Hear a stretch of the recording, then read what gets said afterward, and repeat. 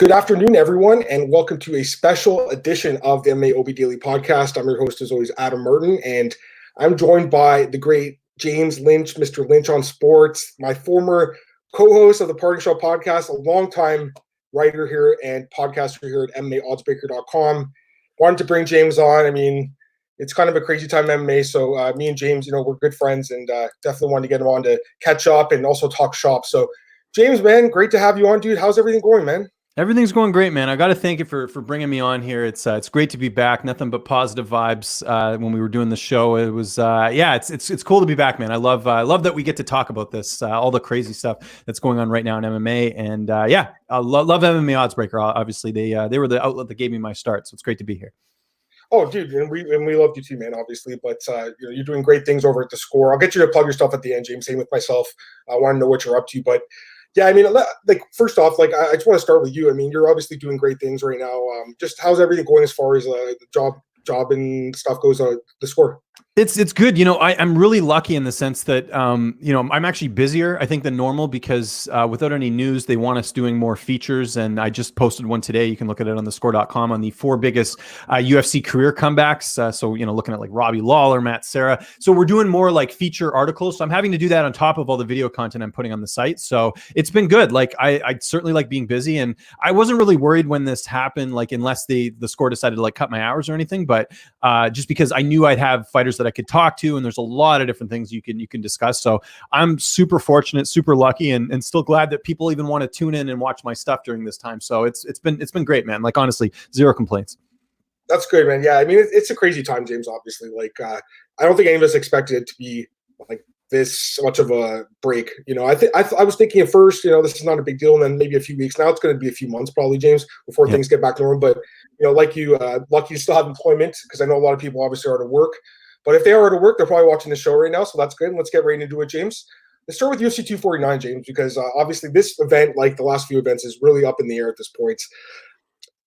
James, Dana White's been so adamant this event's going to happen, man. And the whole time I've been sitting here chuckling, like, this guy is nuts. Are you kidding me? There's no other professional sports league that's playing right now. The UFC is so adamant they want to do it. Now we have Khabib Nurmagomedov. He's stuck in Russia. There's a chance he could fly back on a private plane. I don't know if that's going to happen, but the whole time Dana White was telling all the reporters, like, I know the location and the fight's going to go on, and now we're hearing Khabib probably won't take the fight, and there's not really a location anyways. It's just a mess, James. It's a complete mess. So the first thing I want to talk about is, and I saw your video the other day, and I agreed with everything you're saying. So do you think this event will happen April 18th? No, I don't. I don't know how. And I don't know if for people like not watching the news, like. There's travel restrictions. Like people can't, like a lot of these states are on lockdown. And the thing that people don't talk about, and I don't understand this, you don't just have the fighters that have to get there. You have the medical staff, you have the commission, you have the people who set up the cage, which is like a lot of people. You have the broadcasters, the people who actually, have to get all the cameras in the arena. Like there's no way this is going to happen in a couple of weeks because of like, you have to get all those people in one area. Then you have to get all the equipment out there. Like, it's not like business as usual. And I know we're only a few weeks away. It's going to be 2 weeks to Saturday. It's not happening. Yeah. Like if it does, I'll be very surprised, but I don't know why you'd want to see a card like this anyways, when, you're getting fighters not being optimal. They're not having proper training camps. Go watch any of the podcasts I've done recently, any of the interviews I've done. These fighters are not training properly. So why do you want to watch a subpar product anyways? Just because you're bored? Go on Fight Pass. Seriously, and I know that obviously we're all in the same situation right now, James, where there's not as much to do, obviously. But at the same time, like, to me, there's other things you can do for your entertainment. Go play some video games. Go binge watch some TV. You really want these fighters to go and, like, they're going to risk their lives if they fight, James. Yeah. Like, I don't know about you, man, but, like, I'm barely leaving my house. Like, I'm only leaving for, like, groceries, and that's it. Mm-hmm. Like, I would be absolutely afraid to play a sport right now. You know what I mean? Because the likelihood of transmission is high. I mean, I know these guys will be tested, obviously, but I still think it's too risky, James. So when a guy like, let's get into Khabib right now. When a guy like Khabib says, I'm in Russia, I don't think I can get there, and right now the coronavirus is extremely dangerous, and like I'm worried about my family. And for MMA fans, like there's so many fans, James, that have gone after him, and Dana White, and now Tony Ferguson, Conor McGregor, calling him a chicken, saying he's scared. It makes me sick, dude.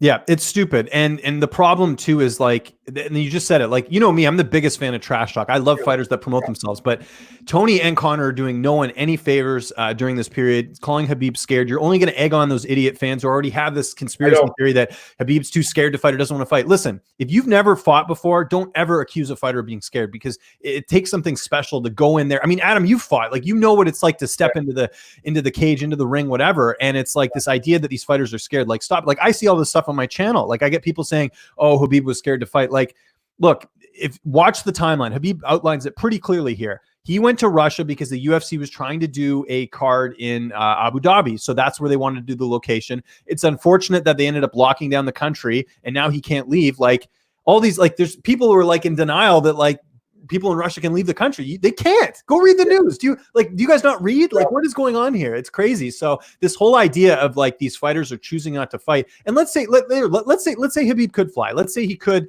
go wherever. Like, he doesn't have to fight. Like, there's a pandemic going on here. He can't train properly. If he didn't want to fight, who cares? It doesn't mean he's scared. It means he's smart. He doesn't want to get sick. Like, there's people dying from this. You know, you can't. And I know people are like, oh, well, it's only old people. It's not. I mean, go look at some of the stats. There was a girl yesterday in Toronto, I think, who died. She's 32 years old, perfectly healthy. So I just don't see the need to risk this, especially for the entertainment of people who just, you know, need to find something better to do. So I've been very disappointed by that. You know, again, I'm a fan of trash talk, but I just think that like Conor and Tony going this route just looks dumb at this point. Yeah, it pissed me off, especially with Conor, because honestly, James, he's been like really being great lately as far as, you know, spreading the message of being vigilant, washing your hands, being careful, both social distancing and stuff. And then for him to go and call Khabib chicken again, we know, James, it's part of the game, right? The trash talking. But right now, I feel like there should be a break put on that. Like, there's no point of it, because first off, you can't fight anyways right now. And second off, like, there's bigger things in the world. James, every day I look on the news and thousands more people are dying from this shit. Like, this thing is spreading quick and people are dying. Dude, I'll be honest, James, I was not worried about it like a month ago, man. I was like, this is nothing. Like, I'm scared now, straight up. Like, I don't want to get this stuff because like, I feel like just because I'm 31 years old doesn't mean I can't risk it. I know with you, like, you obviously have a young kid at home and your parents are, you know, getting a little bit older now. So I'm sure you're worried yourself, right? I can't imagine a fighter having the stress of being worried about this, training with nobody, training by themselves essentially, with like maybe one other partner or coach, and then having to fly from Russia to the United States during a time like this where I feel like traveling is like, I would not want to be on a plane right now. 100%. Yeah. For James, like, I'm 100% the same way. I'm so disappointed. And these fans, they call themselves fans. Like, if you're bashing Khabib, saying he's scared, the guy is like one of the best fighters of all time. He's scared. It honestly bothers me a lot, man. No, and I completely agree. And the other thing you got to look at, like, I can't go, like, I always get my gas in the States. I live like 5 minutes away from the Washington State border because it's cheaper. I think I've mentioned this many times and people are always sick of it. But no, if I go down now, if I was to go down to the States, even like 5 minutes away, I would have to be in quarantine for 2 weeks. I can't go across the border right now. So that's the other thing people aren't looking at. Let's say Khabib was able to come, was able to go, then he's stuck. He can't see his family. Is that fair to him? Like, it's dumb. So I just think unfortunately, it's just a case of like, fans being uneducated, fans being impatient, fans wanting to see things. And then it doesn't help when Dana White's saying this is going to happen. We've got locations. Like, there's no reason to. The big elephant in the room that Dana White's not addressing and what he should be doing is what every other league is doing. Well, I guess not every other league is. The big elephant is they should just compensate these fighters, but they won't do it. I know they did for the London card. Give them credit for that. But, you know, there was 2 other cards that were canceled. And that's the issue, is that, like, I do understand, like, I'm sympathetic towards the fighters because they need a paycheck, because guess what? NBA players are at home right now. They're still collecting the paycheck. In the UFC, they're not. They have to fight. So I don't know if there's a way they could figure that. Like, here's my thing. Like, if you can afford to send these fighters, you know, trifecta meals, you can't throw in a couple extra bucks for them to just survive right now. Like, that I don't understand. And yes, we could do a whole podcast on like unions and all that stuff, but I think it's really just like coming to light that it seems to me like the UFC is desperate to put on events because it seems like they need the money. Because I don't understand any other reason why, especially now with Khabib 100% not fighting, why are you forcing a card to happen that doesn't need to happen? Man, I agree with 100% everything you said, James. That's why I love getting you on the show, man. Because like we do disagree with stuff, but when we agree, we like really agree. In this case, agreed. 100%. You know, the thing is, like, that bothers me, James, it's like you're just throwing a card together for the sake of throwing a card together at this point. Like, there's the only matchup I think that is still intact is Andrade and Namajunas. Yunus. Like, every other fight, Dana White said it's going to be a completely different card. You're going to have guys like Nagano and Rosenstruck on this card, apparently. Why can't they just pay them their show money for the Columbus card that was canceled, James? Exactly. They have money. The UFC was just bought, a couple of years ago for $4.2 billion or something. The owners, I know that there's these reports now coming out that they're in trouble, like, financially, and I understand that, but you got to pay your athletes. Look at the other sports leagues, James. Imagine the NHL was like, we're not paying our athletes. Like, imagine the pushback from the media. But in MMA, people are so scared, James, to go and talk up about Dana. I've watched every Dana White interview in the last 2 weeks since he's been doing the rounds. The amount of like softball questions, James, that no one asked him, are you paying the fighters that were fighting that got canceled? The cards got canceled. No one asked him that question. I was like, really, guys? Like, that's my first question. And I know you're the same way as me, James. The fighters come first. Without the fighters, me and you would not have a job, James, without the fighters. I feel like Dana White looks at these guys so replaceable. So he's like, whatever, I'll just cut them and find someone new. Well, they were even willing to do that. Remember that one card they were trying to do, the London card? They were like, hey, if you're a fighter not even in the UFC, we'll take you. Like, that's a slap in the face to everyone on the roster. I know. And I saw a lot of guys, the regional scene, like LFA guys, they're like, hey, this is my shot to get in the UFC. A guy like Ben Saunders. Ben Saunders is like, hey, I just got cut. I'll get a fight on short notice to get back in the UFC. And, I do respect that, James, but it just goes to the bigger problem of the sport of fighter pay. We know how low it is compared to other sports. Like, guys in the NBA, James, are just chilling at home right now, collecting millions of dollars. Literally. They don't have to work, right, and get paid. But the UFC, these guys are non-guaranteed contracts. They have to fight to get paid.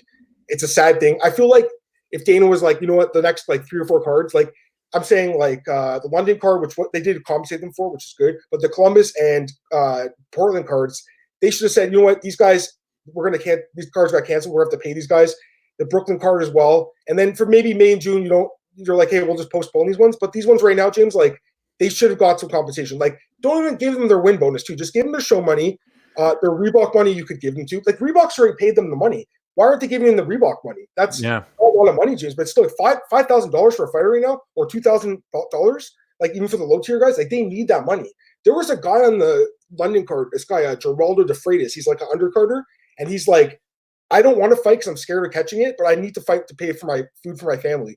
Like, it just speaks to a bigger problem in this sport, and I know you agree with me on that. Yeah, no, 100%. And just to be clear too, like, Adam and I are not like, if you follow either of us on Twitter, like we're obviously like saying, this event shouldn't happen. I mean, I did a video on this as well, but like, if you follow both of us, we're not generally that negative towards the UFC, but I think this is something where we do need to speak out because, a lot of the media gets accused of being very negative all the time. And, there are certain journalists that do that, and you can tell their agenda from the, the get-go is, everything Dana White does is terrible. Like, I get that. But like, honestly, we're both coming from a place of like, this is just better for everyone. Postpone these fights. Like, don't get Tony to fight Justin Gaethje. Let's save the Khabib fight. It could still happen if you just take some time. If they organize this properly, people saying it's cursed, whatever. Like, if it still ends up happening, which I believe it can, I think you just have to be smart about this and not, try and force something that just doesn't need to happen. But we're just looking out for everyone here. Like, if I can't even go visit my grandparents right now because of the, risk of like getting them sick, like why should these fighters be allowed to fight? It's crazy. So you just have to, I don't know. I just think we all got to be smart about this thing and just be, very, very, very proactive about it. But I'm with you. I don't think this happens.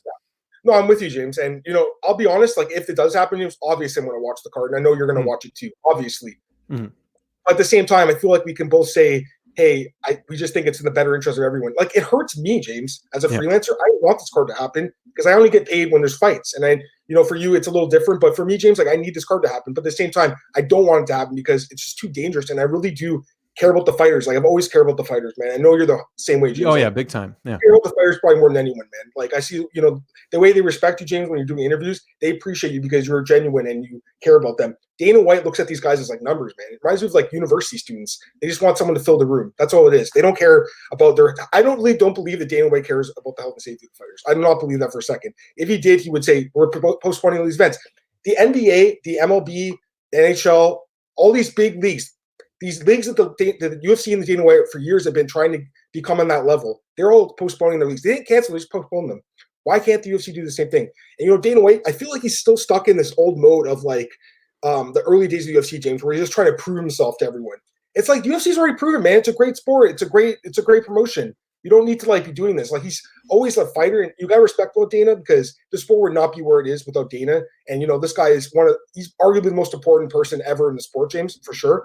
But at the same time, like, there's not everything he's going to do that I agree with. In this case, being so adamant. And I want to talk about Dana for a second, James, because he's been so negative towards the media. It's like, who pissed in his Cheerios? Like, which reporter did, James? Because like, he hates us for some reason, man. Like, what did we do? We're reporting the news, and he's so angry. Go ahead. Well, I was just going to say, I think so I can understand Dana being upset because I mean, there's reporters, and we don't need to mention any names, that literally anything the UFC does, it's completely negative. And there's nothing wrong with that, I suppose, because like, it's our job to be objective, to look at things from a different angle. But like, Dana White could do something positive. There are certain journalists that will go out there and, say, that it was they can find something negative about that, sort of an example. And I get that. I mean, I get tired of it too. I mean, there are certain reporters that every day it's like, telling people what to do or saying we have to do this or whatever. Like it gets tiring. But so I think Dana was more referring to people like that as opposed to just the regular people that cover this. So like, I remember when he said that, like, I didn't get that offended because I know kind of who he was talking about, because there are people that like the UFC could do anything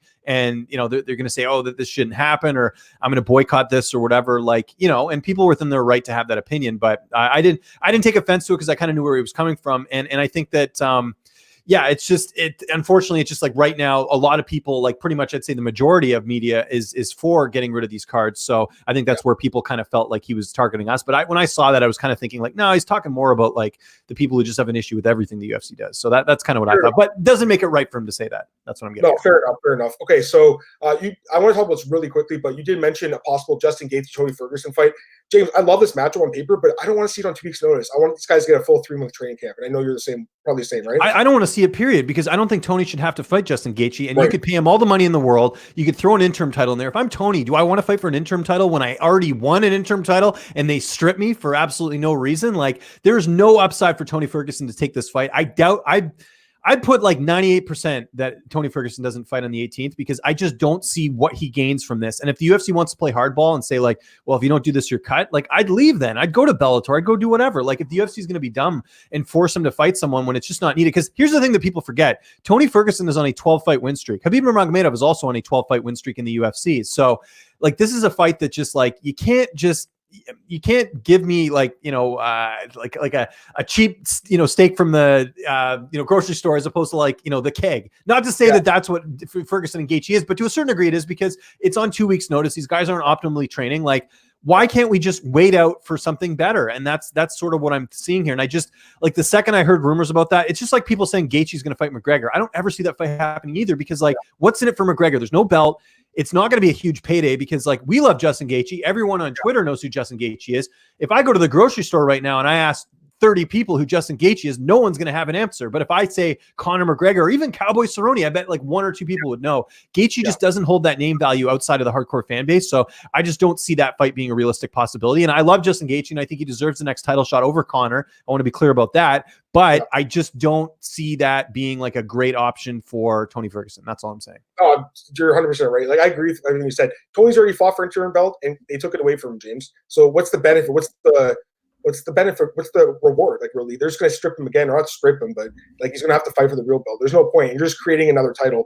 I did see some people saying to strip Khabib. Anyone who says that is an idiot, and I don't even want to talk to them, because that's the dumbest thing I've ever heard. The guy does not deserve to be stripped. Why can't this fight wait till September? Like, I'm one of these people. I'm like you, James. Like, I have no problem. Like, this is not like these guys got injured. If someone got hurt again, I would be like, you know what? Maybe this fight just can't happen. But this is not someone getting hurt. This is a global pandemic. It's no one's fault. Let's get some questions here, James. Got a bunch of comments here. Awesome. Montgomery Whitmore, 2 great reporters, even better as a team. Thanks for the special broadcast. Oh, no worries, man. I know James likes that comment too. Really appreciate it. Definitely love doing it. James. Marcus Williams. What's up, Our buddy Marcus. Yeah. Good to hear from you, Marcus. I need this duo back together. Doing MMA shows. What are your thoughts on Tony Ferguson's comments about Khabib during his ESPN interview with Ariel?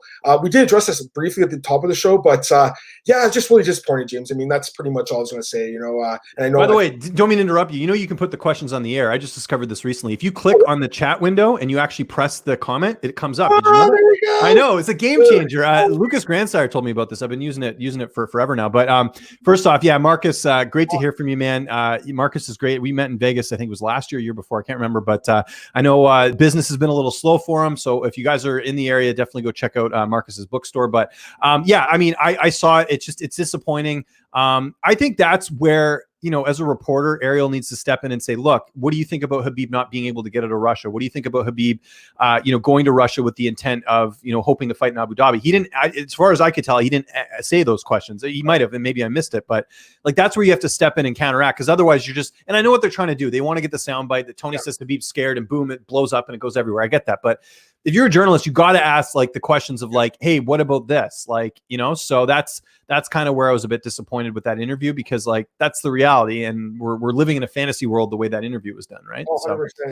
You know, Ariel, like he's obviously like probably the best reporter the sport's ever seen, but at the same time, he's kind of an extension of the UFC a little bit because he does work for ESPN, James. So to me, like there's some bias there. They need these guys to like talk smack with each other, but to me, it's like there's bigger things right now to worry about. Let's just keep going. I love this thing. By the way, thanks, James. I appreciate that. I know. There you go. Just not talking fights. We're bringing the. On today, guys. This is exactly why I got him on. Yeah.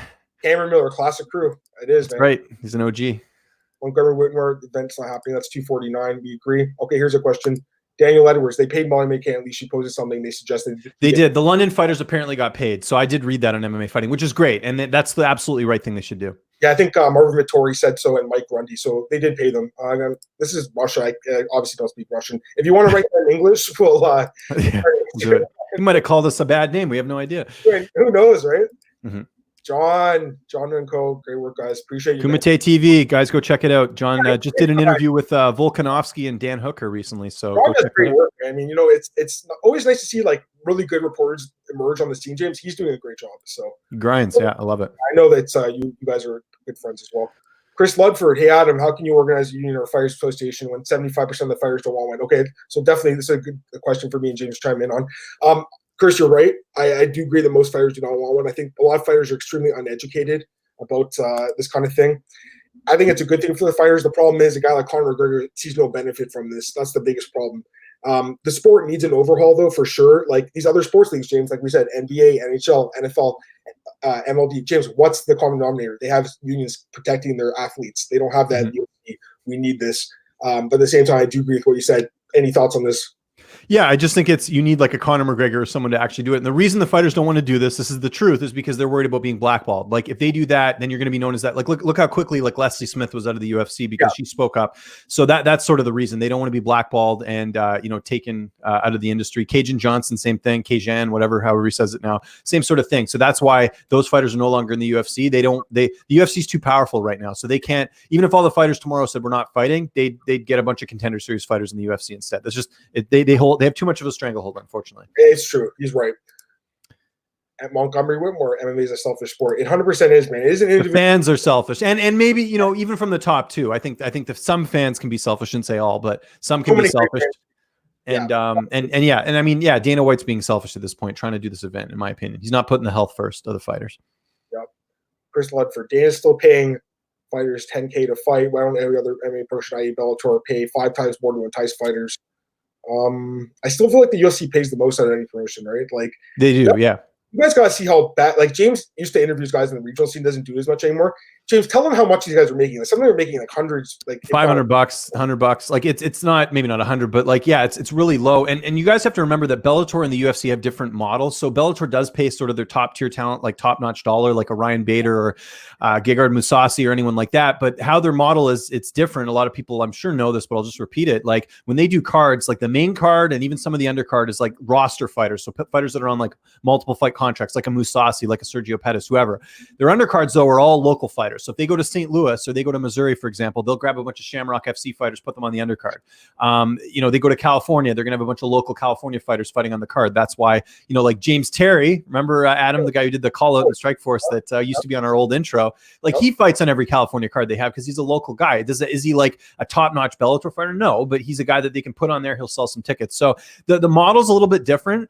I mean, there are certain fighters that are thriving and making lots of money in Bellator, but there's some that aren't. And as far as paying the fighters more, like it's all about viewership. Like that's why Bellator let Rory McDonald walk. Like I don't think they got a good return on Rory because I don't think people, he's not a draw as he used to be. And I can attest to this. I mean, even interviews I do with Rory, the views aren't what they used to be. And so I think that's why, like, it's got to be something that's going to bring in viewers for them. And it's also got to be, it's got to make sense for them too. Like you're not like people like here's a quick example, like just to give you guys kind of an idea of this. Okay. Elias Theodorou, right? Like he got cut from the UFC, and I know he's popular on social media, and I know he does the ring card stuff, you know, for Invicta.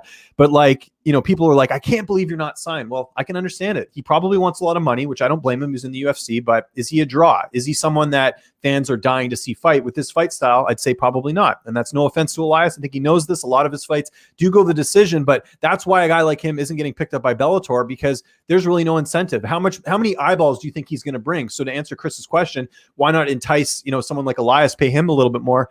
They're not going to get a good return on it. It has to be something that gives them a good return. And I just think you have to look at sort of the viewership aspect of it. Yeah, there's got to be upside. And that's why they're, I think, targeting big fish like Ryan Bader, like Gegard Mousasi, guys like that. It's a shame that card got moved, by the way. I was really looking forward to seeing that card, James. With the double Nemkov, that would have been a good fight, yeah. That would have been a great fight, yeah. I've been so impressed with Ryan Bader and Bellator. He's looked incredible. And obviously, Mousasi Lima is going to be good. But you know what? Credit to Bellator, man. They actually got in front of this, James. They were like, we're going to postpone these cards. There was like no Sandra Butts, and you got to give Scott Coker credit. I know the guys weighed in. I don't like that they have to weigh in before they cancel that card, but at the same time, they did end up paying these guys at least their show money, if I'm not mistaken, and obviously helps them out. So you got to give them credit. Chris Ludd for another question here: isn't Bellator, Viacom, Richard, WME, IMG? I think to a certain degree they are. By the way, you missed a question before that about Ashley Evans Smith. I did. Okay, yeah.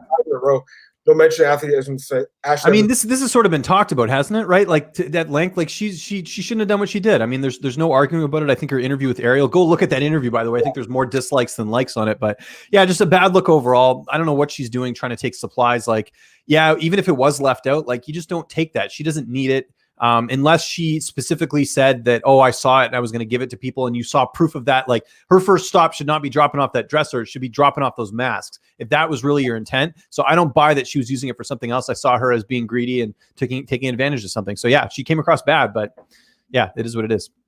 She dates the dumbest guys too. Like, remember that one guy with all those tattoos that he was like, that dude, I think he beat her up, you know, James. Like, and now this other guy steals some masks off the porch. She's got to choose better boyfriends, man. It's sad, but it is what it is. You know, a lot of people make that mistake. It is what it is. I don't want to talk about someone's personal life, but in this case, it did bother me that she or her boyfriend stole the mask, and then they were kind of saying like, "Oh, we thought they were for free." But anyways, I don't want to talk about that. Let's go back to some stuff from my my list here, James. Yeah, I'll get the questions later. Sure. So, like I mentioned, the Bellator cards got canceled. 3 of their cards. UFC San Diego has been canceled, James. I saw that. Dustin Poirier. Makes sense. I mean, these guys want to fight. That was a great fight, but makes sense. UFC 250. Now, this is something to talk about. So, Felicia Spencer and Amanda Nunes, they both want the card moved to Florida, which is near their homes and where they train. Florida did hold an event a few weeks ago called Combat Night with Nick Rawrick, former UFC fighter. Dominic, you got cut because he got busted for steroids. Remember, he lost to Jared Cantonier in his debut. Right. That's right. And he did test positive. He's Dominic Reyes' training partner. So they did have that event. And from what I saw, it was like a minimal amount of people in the show. And that's, I guess, why the UFC's targeting Florida. But to me, James, like this card needs to be canceled too. Like, how is Jose Aldo? He's not even training properly. He's training with his wife right now. Literally, he's training with his wife, James. Do you really want to see him fight Henry Cejudo in this state? No, and I don't want to see Amanda Nunes fight Felicia Spencer's got the biggest fight of her career, and she's being limited. Like, why on earth would you want to fight? Like, if that, I guess she's worried that if she says no, then the UFC is going to say, okay, well, then we're going to get Megan Anderson or something. You know what I mean? Like, I just, it's, yeah, all these cards should be canceled or postponed. And that's one thing, by the way, we haven't talked about, and I want to quickly mention this. Like, they should try and keep these fights, just like postpone them. Like, Rose and Andrade is a great fight. Like, I haven't heard anything about that fight. Like, keep that fight intact if you can. Keep these fights. Like, don't switch these up because of timing, unless someone's injured, of course. But like, I really feel like they should try and just shift everything the way it is. And then I think honestly, like if the UFC wants to make up ground, they might have to just like when they come back, just double up on cards like they might have to do like 2 cards a week or something, which I don't mind, but because I'm just thinking of the fighters here. Because here's the bad thing, Adam. Like they're postponing all these cards. When they get back to scheduled events, like when everything's back to normal, they're then going to have to take those fighters that were already scheduled to fight there, and then the people who weren't even fighting are delayed even more, which they've got to figure that out. So there's a lot of red tape, but like I said, first and foremost, it's about the health and safety of the fighters. No, I agree 100% on that one. UFC 251, your girl Valentina Shevchenko, not fighting, hurt. Broken leg or something. She's hurt. So that fight with Joanne Calderwood, which honestly, James, like she was a massive favorite to win that fight anyways. Like she was going to destroy her. So I didn't even really care about that fight. But the other fight between Volkanovski and Holloway, Volkanovski said he's not fighting this card now. He wants he basically doesn't think it's worth the risk, and he's still healing up his broken hand. and also he believes that card in Perth is going to be canceled, UFC 251. At this point, with both title fights being lost on the card, you'd assume that card gets scratched as well, right? Yeah. Oh yeah. I don't think any of these events are going to happen because I just think I think they're going to see on the 18th that it's going to be impossible. I mean, maybe they pull this off, but I just don't know who's going to be on that card and whatever. But I really feel like they're just not going to. I think things are going to get worse before they're going to get better. And I don't mean to be glass half empty here, but just from everything I'm hearing, like you're just seeing how rapidly the cases are coming up in the US. I just see it being too much of a risk, and the government's going to have to step in, and it's not even going to be Dana White's friendship with Trump isn't going to be able to triumph what, the local government's going to do. They're going to say, no, you can't come here. Like if I can't even go to, like a coffee shop, why the hell should they be allowed to host an event? It's crazy. And you gotta feel bad for some of these guys. Like, okay, I'll give you an example, James. Jan Kutalaba, right? So he's from Moldova. He flew all the way to Las Vegas to train at the PI, and it closed down. So he's chilling by himself in Vegas right now with minimal training partners. His opponent, Magomed Ankalaev, lives in Russia. He's going to have problems coming to the States. This guy's supposed to fight in 3 weeks, or 2 weeks, I should say. That fight's not happening either. And this guy he said, I took the risk of leaving my family because I really need to fight and I want to have this fight. It makes me sad, James, honestly. Like he made a decision for his career. You got to respect that. I would not want to leave my family at a time like this, James. I wouldn't risk it for anything. And I know this.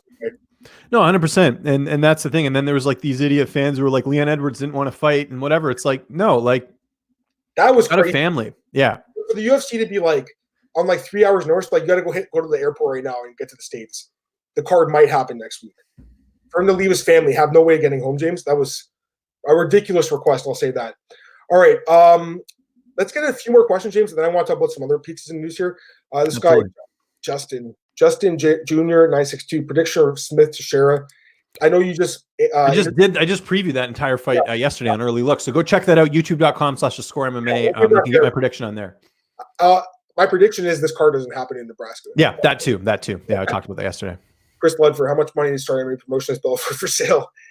Billions of dollars. I mean, it's expensive. Like I'm really getting to see it because I do commentary for Rise FC, and just like I talk to Saba all the time because obviously I do commentary for the card, and it's expensive and it's tough to make a profit. Like there's a lot that goes into it, and like I'll even let you guys know that like, and I don't mind doing this, by the way. I love it. Like I'll help set up chairs when I'm at the event. Like it's just it takes everyone to really make an event happen, and there's so much that goes into it, and you got to have deep pockets, and you got to know that you're probably not going to make any money the first couple of events. Like it takes some time. So it's really difficult. It is. Okay, Montgomery Whitmore. The MMA company should just be putting on as many replays as possible, not forcing events and pay the fighter. UFC is way too greedy, 100%. James, I think, for a newer fan especially, this is the perfect time to go back and watch every UFC event. From number one all the way to UFC 248 or whatever it was. James, when I first got on the sport, I went back and watched all the old cards. I watched all the old Prides. I have all the DVDs. I watched all the old UFCs. At that time, you could only get them. I used to go to secondhand DVD shops in Toronto looking for old events to watch because you couldn't find them anywhere on the internet. There's no Fight Pass back then. Yeah, you're right. There was no Fight Pass. You fans are so spoiled. They have this amazing tool, UFC Fight Pass. They can watch any card. Man, if I could go back and rewatch all the old Pride cards, like starting from Pride 1 to Pride, was it 34 or whatever? That'd be amazing. Those cards are incredible, James. I know that you love them too back in the day, right?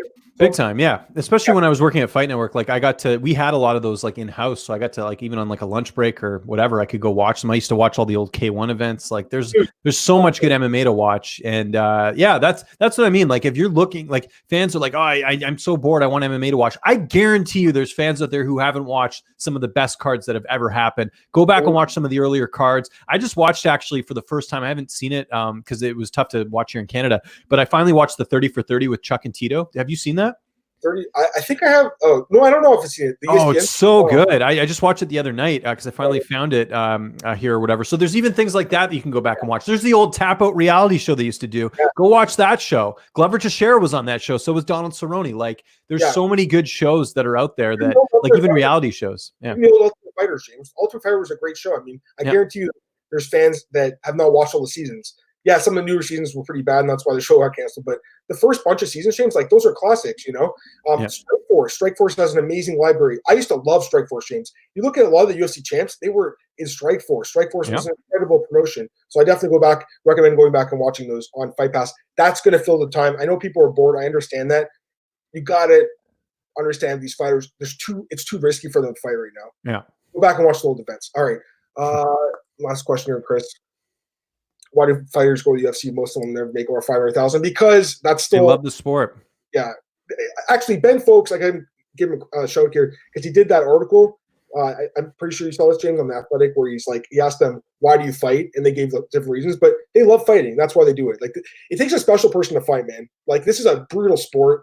It's not, honestly, the first career choice I would think of, but these guys love it and these girls love it. But it's a crazy sport, James. It is. There's no, I'm convinced there's no sport like MMA with the highs and lows, with the lack of pay. Like, people aren't getting into this because of the money here. If you want to make 500K, go be a doctor, right? Like, it's you do it for the love of the sport and all that stuff. And it's not the best career choice. Like, there's a lot of downsides. Look at, for example, look at someone like Jessica Rose Clark. Here's a quick example. Like, she's trying to, grind her way up. She wants to be a future champion. Betting odds say that she won't be. As long as Valentina's champ, she probably won't ever. Actually, I think she's at bantamweight now. But even so, like, it wouldn't make a difference. Like, it's just too much for her to try and do that. She's living in an RV right now.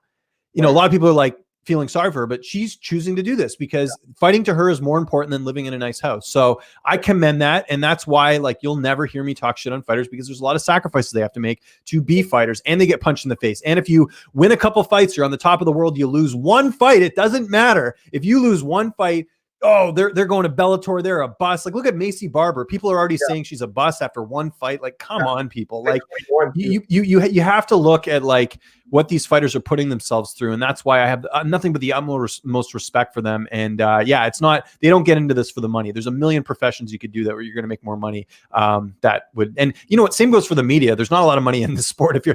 We didn't choose this profession because we wanted to be, live in like a mansion or anything, or drive a nice car. We did this because we love it, and it's better than working in an office, in my opinion. Dude, I agree. I was about to say, like, me and you, like, we're making a living, James, but if we were like a doctor, we obviously make more money. You know what I mean? But I love what I do, James. I really do. And I know you're the same way, man. Like, I couldn't imagine myself, I've said this for like 10 years now, I couldn't imagine myself really doing anything else, This is all I really want to do. Like, I don't have another, like, career path I'd like to take. This is what I want to do, but I know that my money is always going to be limited somewhat, because that's just part of the sport. All right, let's get some other things here, James. Jon Jones. We got to talk about Jon Jones, man. I didn't really get your thoughts on this yet. Love to hear them. So Jon Jones pleaded guilty to DWI. The prosecutors dropped the negligent use of a firearm charge and also the open container. And I think he had no insurance. They dropped those charges. So he just gets the guilty for DWI, but they gave him a slap on the wrist, James. 96 hours house arrest or something like that. Or, some community service, I think 40 hours or something. 48 hours, and he's got to use the ignition lock thing for his car to get into it. They did not take his license away, which surprised me. And I'll be honest, James, I was surprised he didn't get a jail sentence for this. What do you think about the punishment? Not enough. Look, I think, and I had an argument with someone on my channel about this entire topic, where someone's like, I don't care what Jon Jones does outside the cage. You don't care that he was drinking and driving and could potentially kill someone? Oh, but he didn't. That's what they were saying. It doesn't matter. You're putting people at risk. Look, Jon Jones does drugs. I don't care. I mean, I don't think that's good if you're a role model and whatever. Like, he can do whatever he wants outside the cage. Jon Jones is the personal fighter. I don't care. Jon Jones is putting people's lives in danger. Then, I got an issue with that. So, yes, I was surprised about the slap on the wrist. I think he should. I mean, he's done this, I don't know how many times. And repeat offender.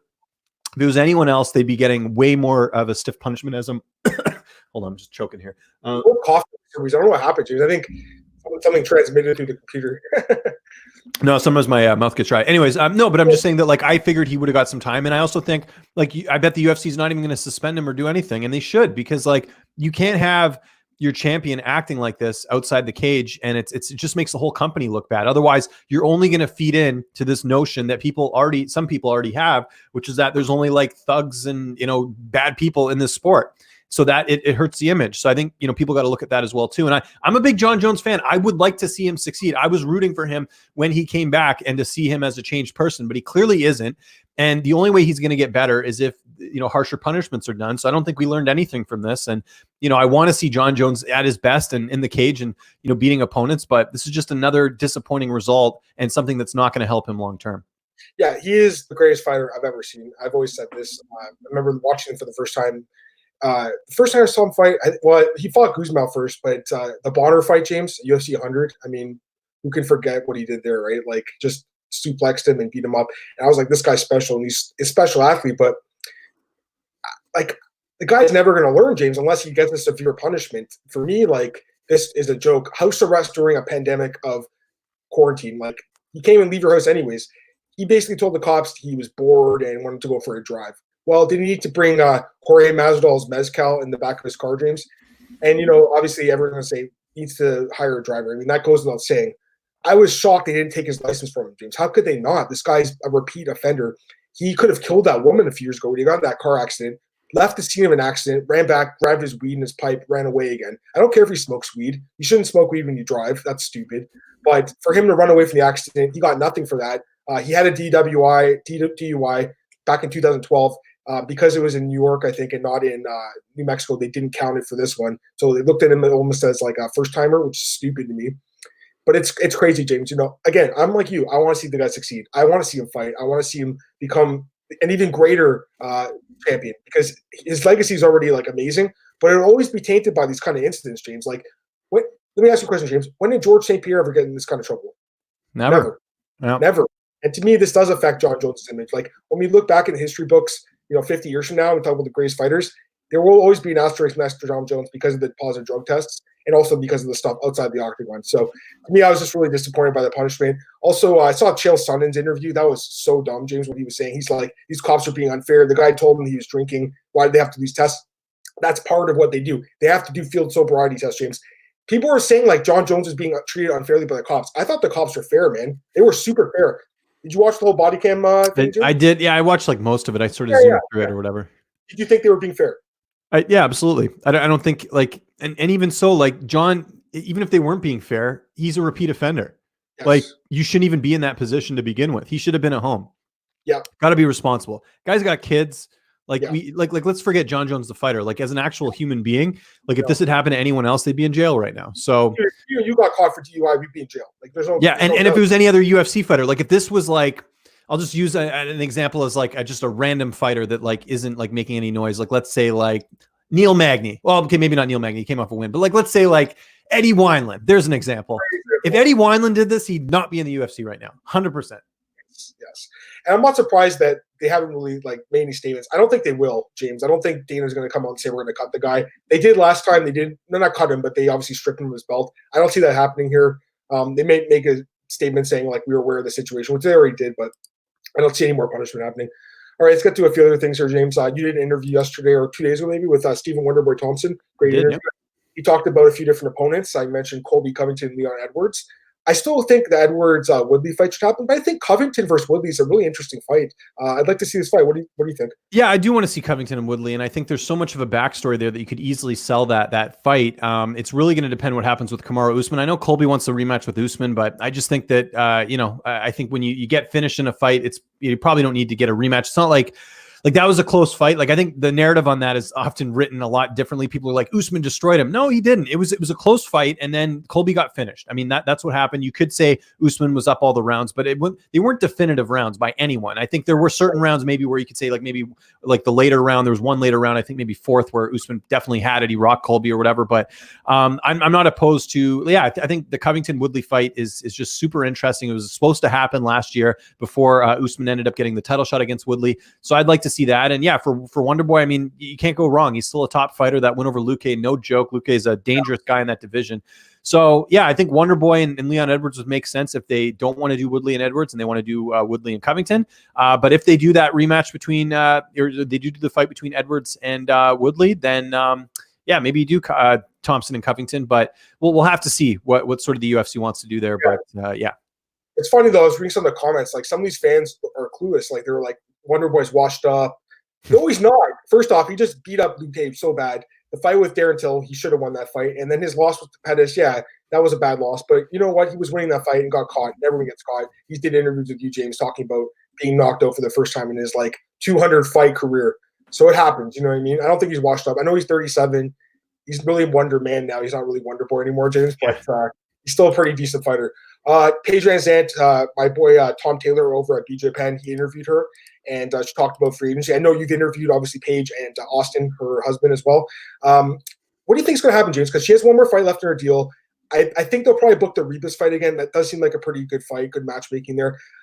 She obviously is going to hit free agency after one more fight. I do think she's going to go to Bellator, though. What do you think? Yeah, 100%. I think just with what they can do with her career from an entertainment standpoint, I mean, she has that show on TMZ now, which she talked to me about. And the other thing is she mentioned that she's sort of like an in-betweener, like as far as like 115 and 125. So, I mean, you could get Paige in Bellator and just create a new division for her if you wanted to. Like she's marketable and she's a good-looking girl. She's obviously puts herself out there in terms of interviews and doing broadcasting work and all that stuff. And that just seems like a better fit for Bellator. And I think the UFC knows that, like, they have fighters that are bigger draws that are more successful, and that's why they let like a Sage Northcutt walk. And I could see them doing the same thing here with Paige. The interesting thing that she told me is that she's open to fighting in either weight class. So I think 115 is probably a better choice for her if she can make the weight, if she can do it safely. But just because I see some of the girls at like 125, like Andrea Lee, for example, is like way taller than Paige VanZant. So like that's something to like keep in mind. Like how would she do in a fight like that? But yeah, I think that I think she'll probably go to Bellator just because, and she has new management now too. She's with First Round, which is with Malky and Abe, right? So Malky and Abe, yeah. So I don't know if that'll play a role in it as well, of her maybe staying, because I know they have a good relationship with the UFC. But then, Sergio Pettis is also First Round, and he went to Bellator. So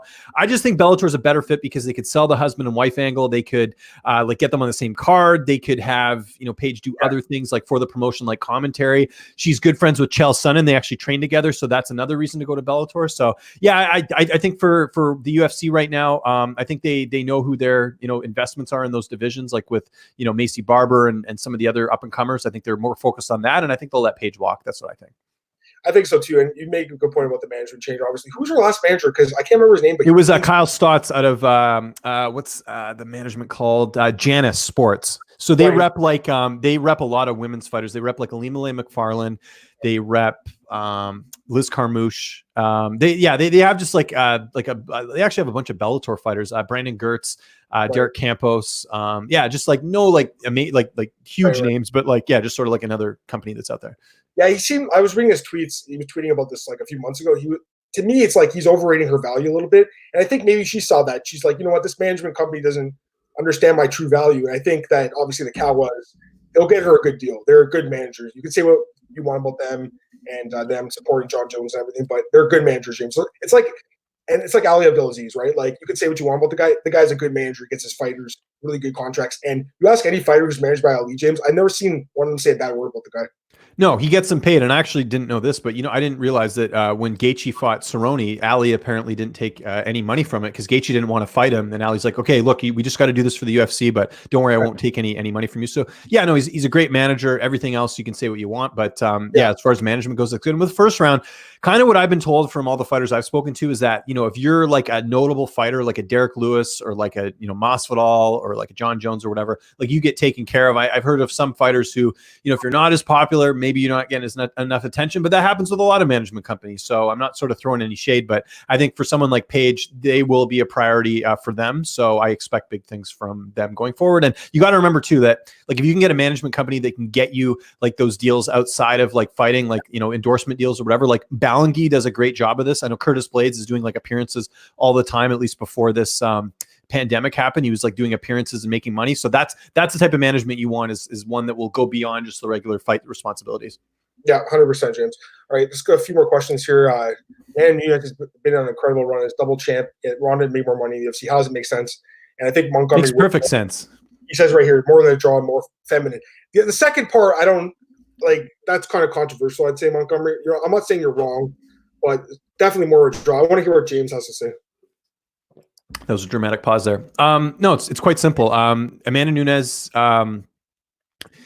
I mean, he's partially right. I mean, Ronda Rousey's, she's an attractive woman. I think with Amanda Nunes, there's probably a smaller sector of people who find her physique attractive in terms of all that stuff, to put it politely.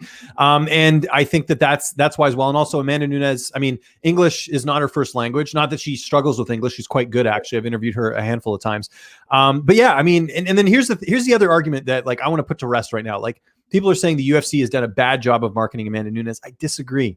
Amanda Nunes was on Ellen. People forget this. This was a couple of years ago. She was on Ellen. You look at Ellen's lineup every week. It's like every day, actually, when she does the show. Like Kevin Hart, like we're talking A-list celebrities. Amanda Nunes was on that show and it made no difference. I don't think it helped her popularity. I think maybe she got some more Twitter followers, but it's just the reality. And Ronda also struck a nerve. That was something that Nunes doesn't really do. Like, remember when Ronda like wouldn't shake Miesha Tate's hand after the rematch and like things like that? So she kind of had this villain. Ronda was also on the Ultimate Fight. Or no, was she? No, yeah, she was on the Ultimate Fighter with Misha. That's right.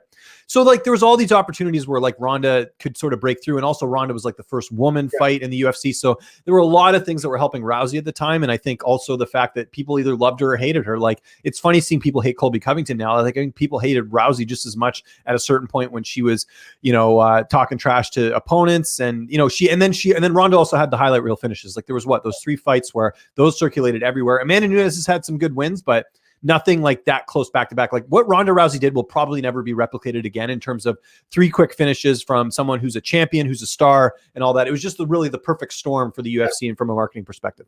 Absolutely. I remember the first time I saw her fight in Strikeforce, and I was like, holy crap, she's going to be huge. And Dana White was always like, there's going to be no women in the UFC, James. She changed that. She changed the game. I love Amanda Nunes. She is an incredible fighter. Didn't like her last fight. Her last fight was really boring, but mostly, James, she is a pretty exciting fighter.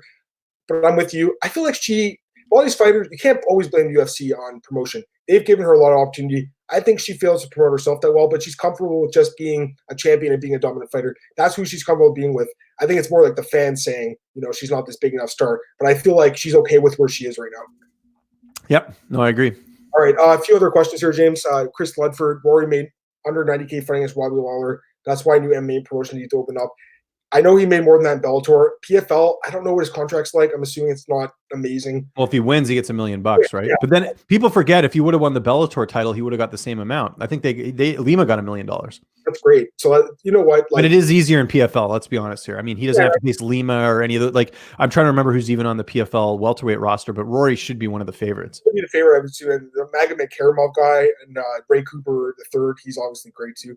Let's go to another question here. AJ's Action Pack Sports. What's up, AJ? Ronda was also the first for women's UFC superstar. She was. Marcus, man. What would you consider to be your top 3 MMA dream fights never happened? All right, so I'll start with one here, James. You got to go with Fedor and Brock Lesnar. I still feel like that was a huge fight, man. I love Fedor. I still love the guy. Brock Lesnar, he was great for a while, man. I think that would have been a massive fight. Even Fedor against Randy Couture, that's another huge fight. Remember, it's on that cover of that video game, EA Sports MMA. I got the poster right here, signed by both guys. Yeah, here, hold on. Let's get it right there. Let's see if you guys can see that. Right there, it's autographed too. That thing's worth like $3,000. Oh, nice, dude. That's sick. Got that when I worked at Fight Network. But no, I'm with you there. Actually, the one name you didn't mention, but in their primes, Brock was the name I was thinking of. As far as, or sorry, no, I am missing a name. I was just getting confused when I was thinking of Brock. Cain Velasquez in his prime against Fedor would have been amazing. And I know they tried to do that fight. Yeah.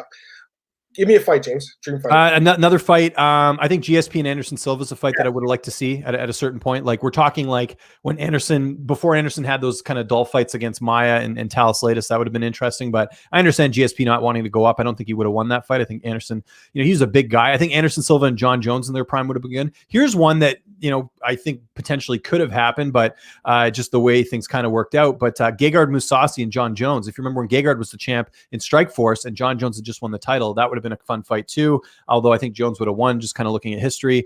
I'm trying to think if there's any other ones here's one that I'm pretty sure never happened. Actually, yeah, no, it didn't happen.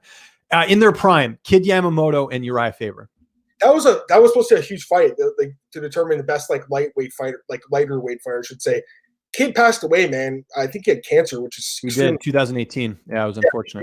And he was young too. What was he, 40 years old? Really sad. That would have been a big fight. I remember when I was first getting into sport, my old friend Ryan Kelly, he was remember him? Yeah, he was. Of course, yeah. What's Ryan? Do you still talk to him? I don't know. No, we don't talk anymore. But we were good friends, and obviously me and you were mutual friends at the time too, James. So, but yeah, we don't talk anymore. It is what it is. But I remember he was like, dude, I want to see this fight so bad. I want to see Kid Yamamoto against Faber. And I was like, I want to see it too. Another fight, James, Gina Carano against Ronda Rousey. That would have been a big fight. Yep. Gina Carano against, who's she supposed to fight in that Strikeforce card? She got remember Cyborg, right? Wasn't it the rematch maybe? Gina Carano. That's what they fight. Yeah, and also Ronda Rousey and Cyborg. Oh yeah, that's another one we never got to see, unfortunately.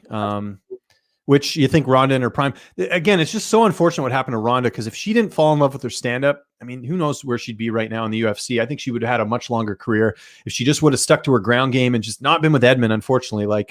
I worry for Edmund Shabazian at a certain point where that's going to catch up to him, because I don't think Edmund's the greatest coach, right? So Gina Carano is only 37 and she retired at age 28. That's incredible.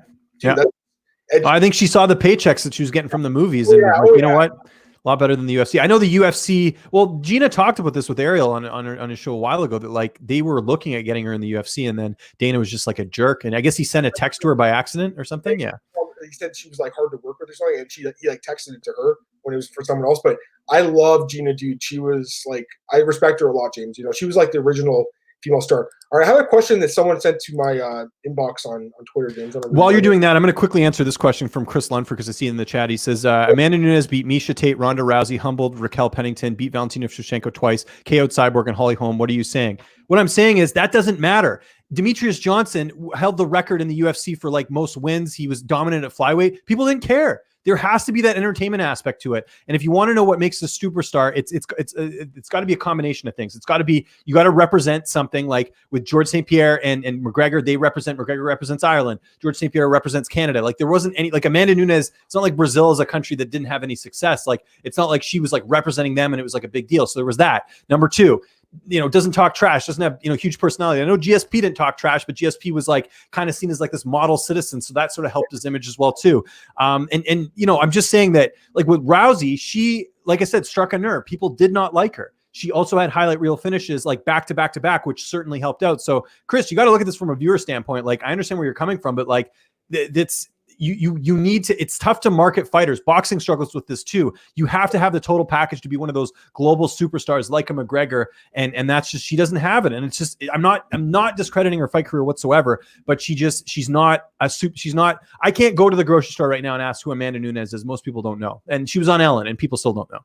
Yeah. And here's a comment that supports you, James, from Montgomery. Yeah. You need the it factor. You either have a strong personality or you don't. It's true. I'm gonna get to the question I got in my, box, and then we'll go to the question from John. So this guy, I love to travel, Lionman19. I think you guys know each other a little bit too, James. He sent me a private message here. Possible thing to address. Why are some fighters more active than others? One current example. Why did Tony and Khabib wait 10 and 7 months after the fights? Conor, doesn't fight that often. Cejudo only fights once or twice a year. These are some examples. Are there gaps in activity? Fighters only once or twice a year. Is it their choice? The UFC's choice? Injuries. What do you guys talk? Like, did they not know that Cejudo was out most of last year? Like, well, first off, for the UFC, they need to offer these guys and girls 3 fights a year, if I'm not mistaken. So they have to offer them fights, but a lot of time they obviously have to turn it down because there's like injuries, like you said, James. If they offer a fight and they're injured, you can't fight. But the other thing is, if you're a champion, you don't have to fight as often because number one, you're getting paid more money, and number two, you have to kind of wait for your challengers, and number three, you have to wait for a pay-per-view card most of the time. So that's kind of why I think the elite fighters don't fight that often. They usually fight like once or twice a year. Once in a while, you have a guy like Jon Jones or Israel fight 4 times a year, but it's kind of rare. Most normal fighters, James, they have to fight 3 or 4 times a year because they need to make money. If you're only making $10,000 4 times a year, 10 and 10, you have to fight 4 times a year. If you're making $250,000 once or twice a year, you only have to fight once or twice a year. So I'm assuming you kind of agree with me on that. Mm-hmm. All right, second question here. Why do some people get overlooked for title shots? 3 examples. Zaleski dos Santos, 8 wins in a row, didn't get a title shot. Diego Ferreira, 6 wins in a row, never mentioned for title shot. Islam Makhachev, 6 wins in a row and never get a title shot. Charles Oliveira. And for this question, it's a good question.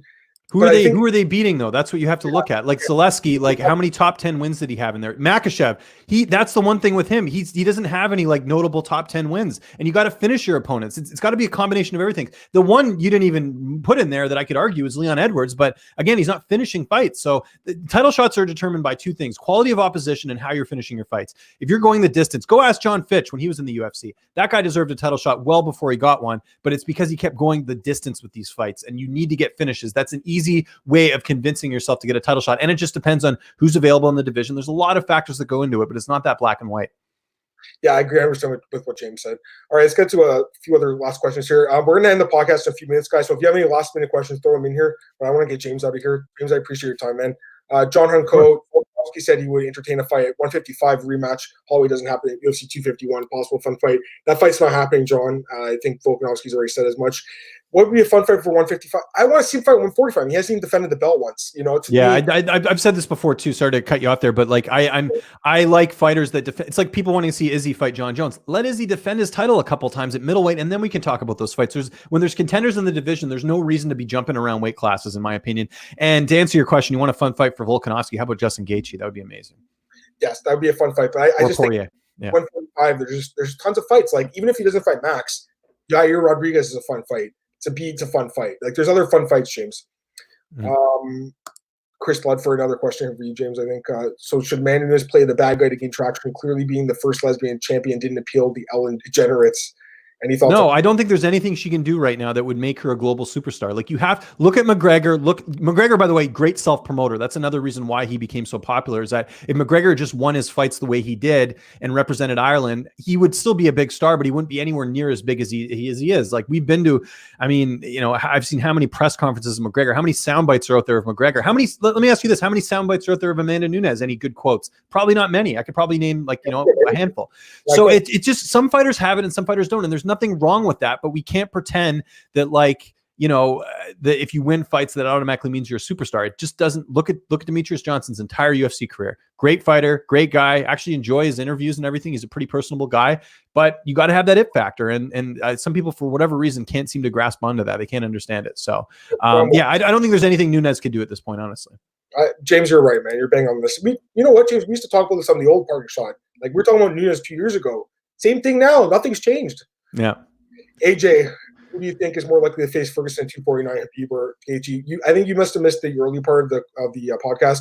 We just don't think the card's going to happen, man. But if I had to guess, I guess Khabib can't fight anyways. He can't leave. Exactly. Montgomery, it's not just playing a role. Have you watched the old UFC events? Each fighter is unique. Now everything's the same. He's 100% right about this too. Yeah. Like, I feel like the whole Reebok, I always hated the Reebok deal. It took away a lot of the personality of the fighters, man. Like, could you imagine Chuck Liddell without the Iceman shorts, or T. Ortiz without the flame shorts, or like Mauricio Shogun who without the little bad boy panties? Like, you can't imagine these guys without those shorts. Anderson Silva with the Bumblebee with the bad boy shorts, James. Like, that's where when I think of those guys, that's what I think of. So I think for sure, like, and also the walkouts, Jason Mayhem Miller, the guy's crazy, but he had amazing walkouts. Goes to the UFC, they're like, you can't do this anymore. Just walk to the cage. The only guy that really is allowed to do anything different is Adesanya for some reason. Like, he's able to do this. James, I would love to see like better walkouts. Like, Strikeforce does, or not Strikeforce, Bellator does it great because they're like Strikeforce. Like, they let guys come out and do funny things. Like, they have a different type of entrance. Ryzen is great with this. Like, King Mo, James. King Mo had the best entrances, man. Doing the dance, bringing the girls out. I'd love to see that kind of personality in the UFC, and I know you're the same way. Big time. Bring back the lasers, the ramp, all that stuff. Give me some entertainment here. So much fun. I know you've been to a few Bellator events, like the bigger. They do it so well, man. Like that Grand, like actually even last year when I went to see the Grand Prix with the Pitbull and Archuleta fight, like them doing the announcement, like I'm sitting there, I'm looking, like I remember talking to like Ant Walker and a couple of the other people there, and we're just like, this is so fucking cool. Like, why can't they do this in the UFC? Like, they make it so cookie cutter, man. That's the problem. Like, well, I think they're trying to be more like but even boxing does stuff like that. Dude, Deontay Wilder blamed his entire loss on that costume he wore. So if they can do it, why can't the UFC? It's because they have too many fights. Like, if they made the card shorter, they could probably have more time for that. And sign me up. I love all that stuff.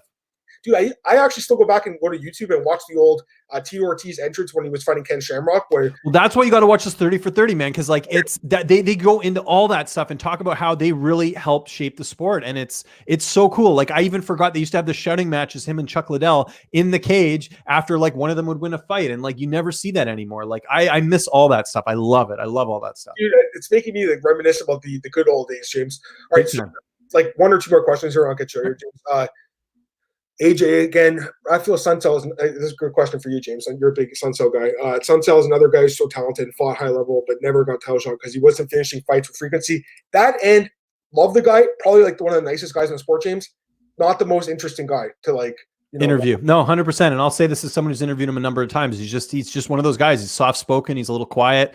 It's some fighters are just like that. And I have no issue with that. It's just, there's some fighters who are going to be superstars, but as fans, don't complain that the UFC's not like there. I mean, I'm sure there's a few cases that you could look at where the UFC could do a better job at marketing, but like, if you're getting main events, if you're getting pushed and all that, like, like Macy Barber, it's been a perfect combination for both. Macy's done a good job keeping her name out there, but the UFC, it seemed like they had her like every event backstage doing like a guest scrum. Like, they knew what they were doing with her and pushing her. So I don't really have an issue with that at all. Like, it's just certain fighters have it and they don't. We just have to accept that.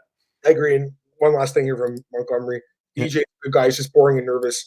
Don't know about nervous. I wouldn't say nervous, but yeah, even his interviews are not the most interesting to watch. And then one last thing. This is the last question I'm taking. Because Holly Holm knocked out Ronda Rousey like in like this huge upset. Like Chris, I love the questions. I love the fact that we're disagreeing here. But dude, you got to look at context. That was at one of the, I think it is still one of the biggest like live gate cards they've ever had in UFC history in Australia. Holly Holm was a massive underdog. Ronda Rousey had like no signs that she was going to lose anytime soon. She was literally getting highlight reel finishes back to back to back. McMahon, Ngannou, Betchkahea, back to back to back. You have this monster here in Ronda Rousey who almost had like a Mike Tyson-esque thing where like fighters, it seemed like they were scared to even fight her, even to go in. Holly Holm said, screw that. I'm going to head kick you. And Adam Martin got his redemption because I remember years ago, you said Holly was going to be the one to beat Ronda Rousey, and a notable journalist who's a bit arrogant shot you down. And then you got your redemption that day too. But Chris, that's why Holly Holm was a star, because she knocked out Ronda Rousey, who was considered unbeatable.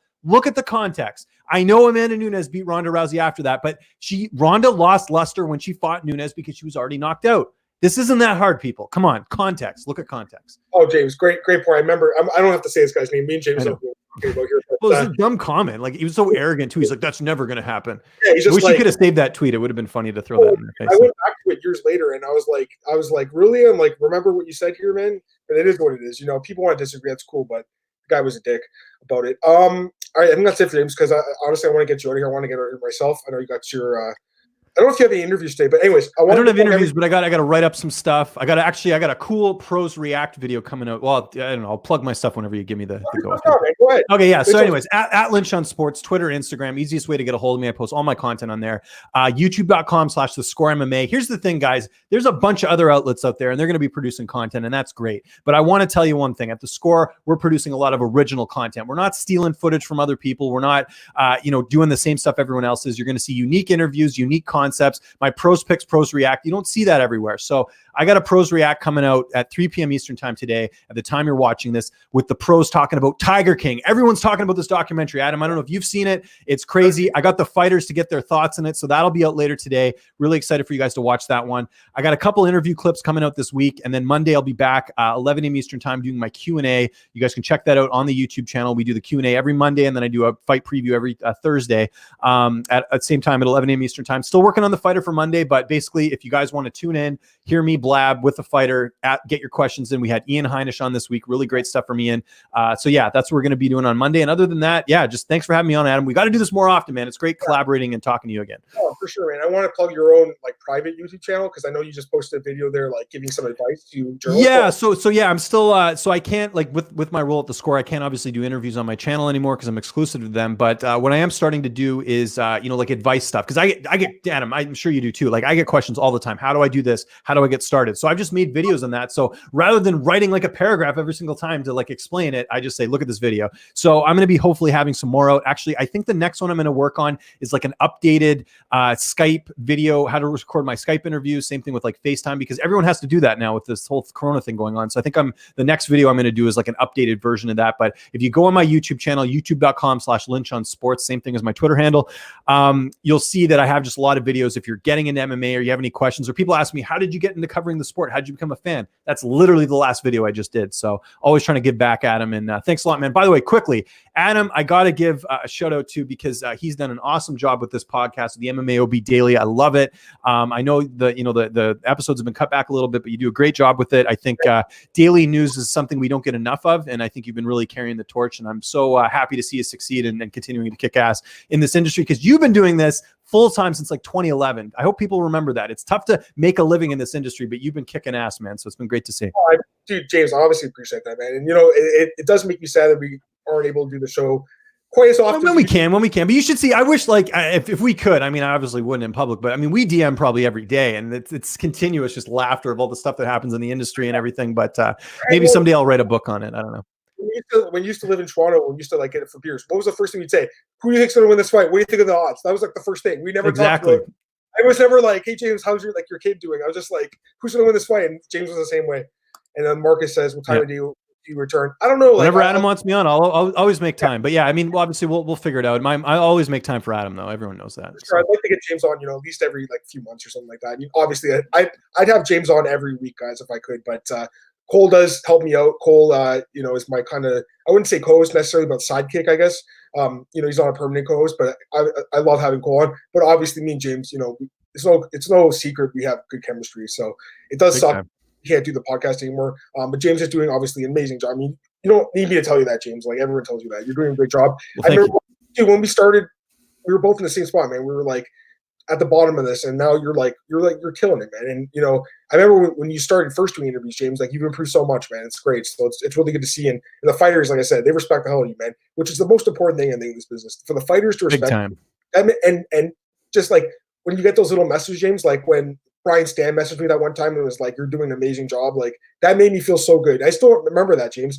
And I know someone I think sent you a message recently, a fighter. I can't remember. Well, I was Bisping who gave me the nice shout out on Twitter. So I mean that's the thing. Like if anyone's watching this and you cover the sport, it's easy to get down on yourself. There's a lot of negativity out there for a variety of reasons. I mean that could be a podcast in its own of why people feel the need to tell you they hate you or they don't like your content. But I always tell people if you get compliments, write them down, keep them, take note of them because it's easy to get caught up. And I think a lot of people have mental health problems and people are struggling a lot. And a lot of it is the negativity I think on social media. So really just focus on the positive. Barstool Sports has a great motto, positive vibes only. I'm all about that. So yeah, just keep that stuff in mind.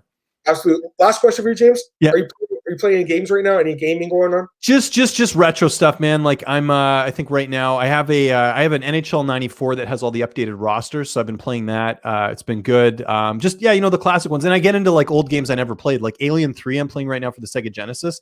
Like great soundtrack, by the way. If you ever check it out, awesome game. And just digging into it and playing that when I get a chance. But I've actually been watching a lot of documentaries lately. Vice has this Dark Side of the Ring documentary on all these old like wrestlers. They had one on like Bret Hart and stuff. I'm like in love with that. So I've been watching a lot of documentaries recently and doing that, but still playing a lot of video games. You're playing like the new stuff though. I'm gonna get a Switch. I think this is the year I'll get one. And that'll be the game changer. I want to wait till my son's a little bit older too. I'm playing a lot of Switch right now. Animal Crossing's been definitely helped me keep busy during this time. But dude, the Switch is amazing. Like Zelda Breath of the Wild is an incredible game. Mario Odyssey, James, for me, I actually really like the indie games. So I like the 2D indie games. That's what I'm playing with, like these old retro soundtracks and stuff. Like, just the AB button, jump, shoot. Like those are my type of games. Those simpler times. Yeah. I love them though. Like they made some really good ones for Switch. So it's an amazing system. Definitely whenever you have time. I know you have a wife and after my son goes to bed, that's my window to play for like an hour or whatever, right? You have a little bit of time for yourself. And last thing, James, you have a show you're watching that the fans should watch or? Yeah, so like Dark Side of the Ring, like I just mentioned there, I've been watching that. They do like an episode every week. It's actually a Canadian who does the series. It's really good. Just some really eye-opening stuff. And then The Challenge, I love that show on MTV. The one where they get all the like old real world competitors and they like go against each other. That's on every Wednesday night on MTV. I'm all about that. Love that show. So a lot of fighters watch that actually. Puna Soriano messaged me the other day and said, because I posted something about it on Instagram. And he's like, oh man, I love that show. So a lot of fighters are into that too. And apparently Chris Cyborg was offered to go on the show, but she couldn't. But Michelle Watterson was on one of the seasons. I don't know if you knew that.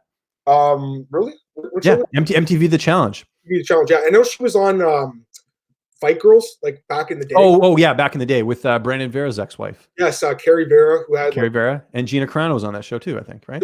Yeah, Gina was on it. She had like 2 fights. Felice Harry was on that show. Yeah, it's crazy. Like that was an old show, 2006 or something. All those fighters ended up fighting in the UFC, which is amazing. Carrie Vera, actually, James, she was like a killer. I don't know what happened to her. I think she had 2 fights and then pieced out. Yeah, and I think I should say ex-wife. I'm pretty sure. I don't think they're they're not together. I don't know what the story is there. But yeah, that's interesting. We'll save that for another day. Okay, let me plug my stuff. Obviously, you guys can follow me on Twitter at MMAOB. Podcast is 2 times a week right now, Monday and Friday. Hopefully this ends soon. I can start doing it 5 days a week again. I hope it doesn't get cut down to 1 day. That would suck. But 2 days. So I'll be back Monday. I think that's the best way to do it right now. I'll do Monday and Friday and then have some breaks in between. But I can't wait to get back to doing it 5 or 6 times a week, James. I really miss predicting the fights. I miss breaking down the fights. Like this, it sucks, but gotta make do. You guys can obviously follow me at bjpenn.com. Always writing the news for them. Not a ton of news, obviously, these days, but there's always some stuff going on there. And MMARings.net, Michael got me doing a feature there. So I'm basically going through all the divisions, James, and I'm giving like some dream matchups, like not dream matchups like from all time, but just current. So I don't have to go with the matchups that are booked right now. I can go with like other matchups. So like for the heavyweight division, for instance, like Overeem's supposed to fight Walt Harris. I'd like to see Overeem fight Cyril Gane because I want to see Gane get that step up in competition. So like that's an example. So I did heavyweight and 205. I'm going to work on flyweight and strawweight today, so I should get those posted this weekend. And that's about it, man. I mean, and then the podcast, obviously, like I said, Monday and Friday. But that's it, James. I really want to thank you again, man, for coming on the show. Anytime, man. It's a lot of fun. Gotta get you back on, man. I was just thinking about that time we did that live podcast in Penticton. That was a lot of fun. That's right. Yeah, for Kareem's wedding. Yeah. That was McDonald's. I think we stole McDonald's Wi-Fi, right? That was great. We had to do it. We had to keep up the podcast. That's the type of dedication we had. I don't think people realize that when we did Parting Shot together, just the audio version, we were doing it every week. I think we did that for like 3 years. Yeah. How many we had like an Iron Man streak that I don't think could be beat. Like even Ariel will take a day off every now and then, right? So I know, dude. I know. I love the Iron Man streak. Anyways, that's gonna be it for today's show, guys. Once again, thanks for everyone who submitted a question. Really appreciate it. And yeah, guys, honestly, stay safe. Keep washing your hands. Stay vigilant. Practice social distancing. We'll get through this hopefully soon, guys. Hopefully the MMA schedule resumes shortly. But until then, go back, watch the old cards, play some video games, spend some time with your family if you can, and keep reading our stuff and keep watching James' videos. Guys, thanks again for tuning in. James, appreciate it, man. See you, everyone. Bye.